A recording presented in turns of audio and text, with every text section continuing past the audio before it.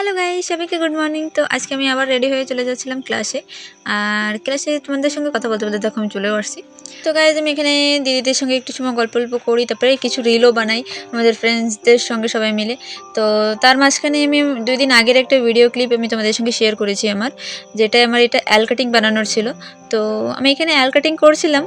তো আমার অনেক বেশি টাইম লেগে যায় এতে। আমাদের নর্মালি 3 মিনিট দেওয়া হয় অ্যাল কাটিংয়ের জন্য, বাট আমার এখানে 4 থেকে 5 মিনিট লেগে যায়। তার কারণ আমি একটু কনফিউজ হয়ে যাই এখানে সেকেন্ড বাটনের এখানে এসে। তো যাই হোক, যারা গাড়ি চালাতে জানে তারা হয়তো আমার অ্যাল কাটিং দেখে হেসে দিয়েছে হবে বা হাসি পাচ্ছে, বাট কী করবো, আমি নতুন শিখেছি তো আমি এরকমই চালাই। যাই হোক, আমি নিজে থেকে স্যাটিসফাই, মানে আমি নিজের কাছ থেকে আমি নিজে স্যাটিসফাই রয়েছি। একটু কনফিউজ রয়েছি, ঠিক আছে, কোনো ব্যাপার না, ফিউচারে ঠিক হয়ে যাবে জিনিসটা।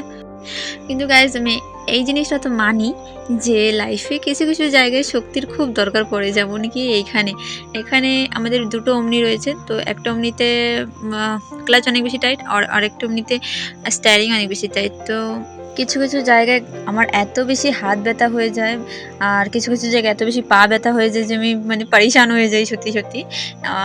মানে ক্লাচ পায়ে রাখতে রাখতে আমার এরকম অবস্থা হয়ে যায় কি পার নিচে আমার ক্লাচের উপরের যে নিশানগুলো থাকে সেই নিশানগুলো এসে পড়ে।